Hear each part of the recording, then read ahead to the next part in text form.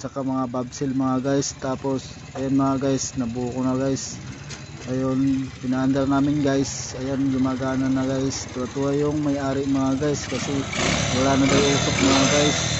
Yung kanda siya nagpapagawa. Ayan, lagi daw nasira ngayon. Tuwa-tuwa yung may-ari. Sabi niya salamat daw na tumina na yung motor niya. Follow, share, like, comment na lang kayo guys. Ayan mga guys, pasensya na kayo guys, ngayon ako naka-video mga guys.